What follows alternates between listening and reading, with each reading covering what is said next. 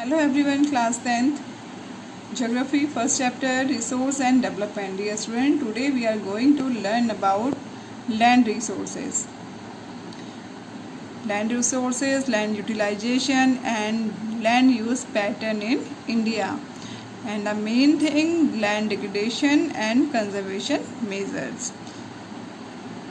Land resources. Land resources very important for human survive.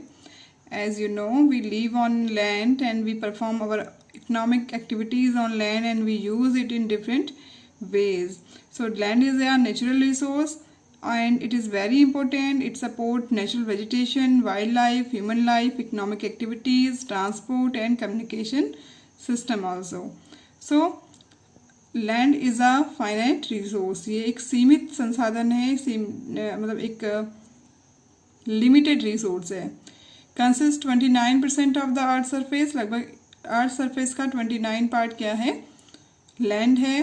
And about 90% human beings inhabited about 5% of the world land. लगभग 90% human beings land के 5% area में रहते हैं.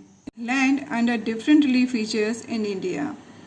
India has land under a variety of relief features, namely mountains, plateaus, plain and islands.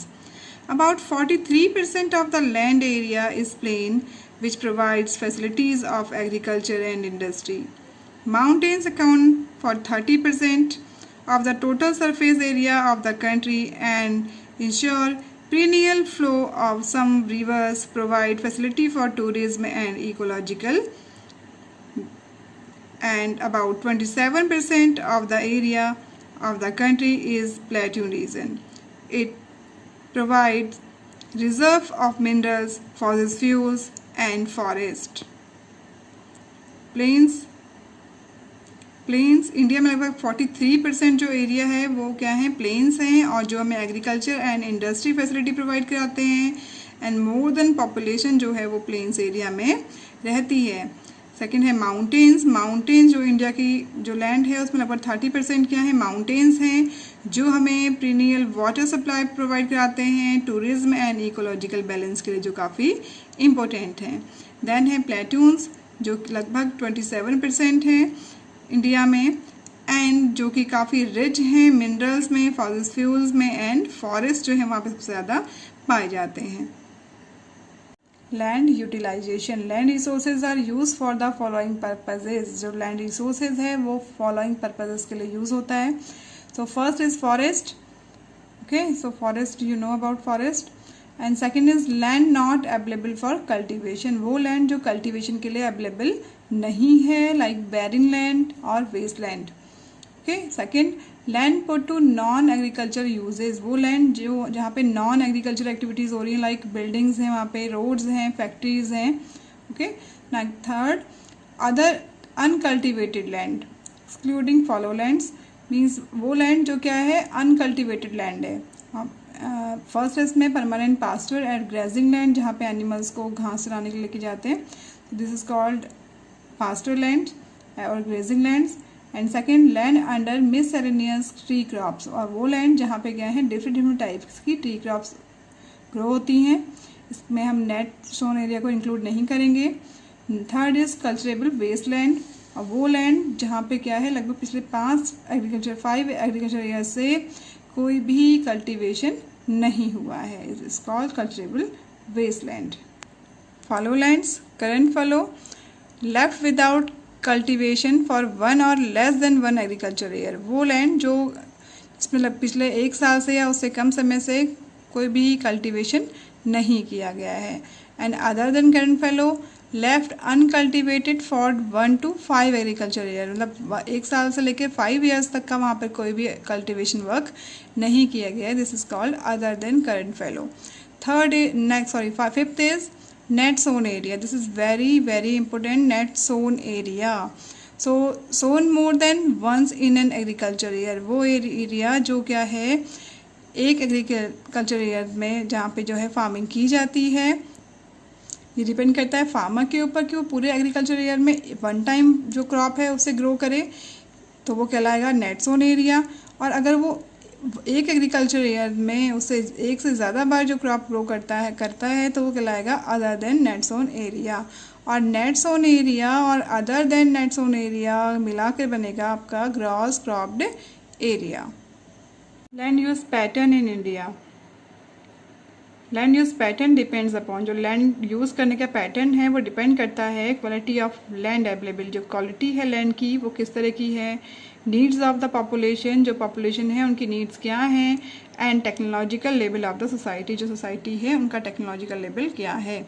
इसके अलावा कुछ physical factors भी हैं सच एज टोपोग्राफी की माउंटेन्स है या प्लेन्स एरिया है या प्लेन्स एरिया है, डिपेंड करता है क्लाइमेट कंडीशंस क्या हैं एंड सॉइल टाइप्स क्या हैं, ये सब कुछ डिपेंड करते हैं लैंड यूज़ पैटर्न के लिए।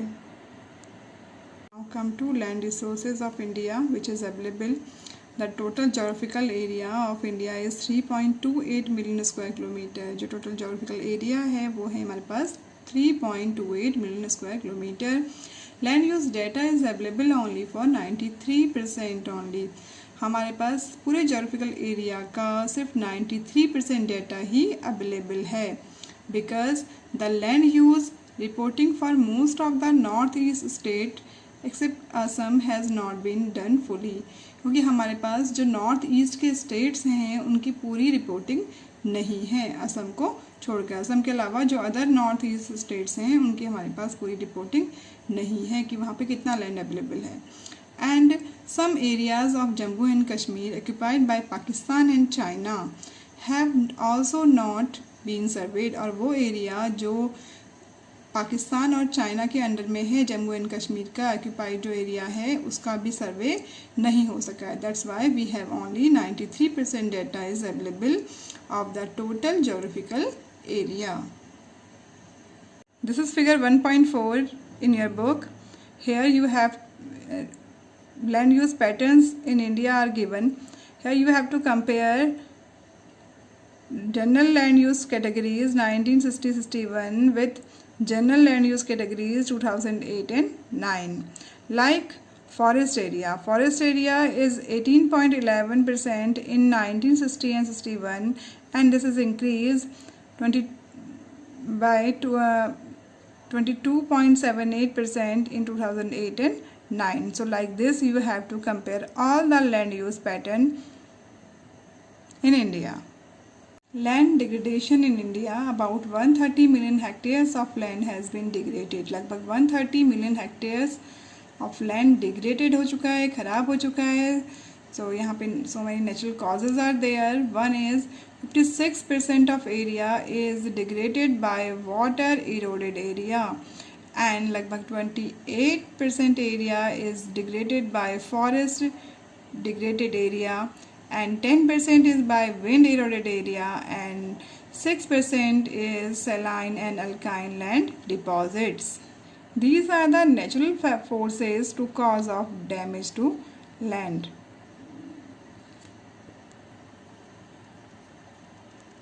Human factors: construction activities, industrial development, transportation, urban development, deforestation, mining activities, they all are cause of land degradation by human activities. Now natural factors: flood, landslides, overgrazing by animals, they are main cause of land degraded by the natural factors.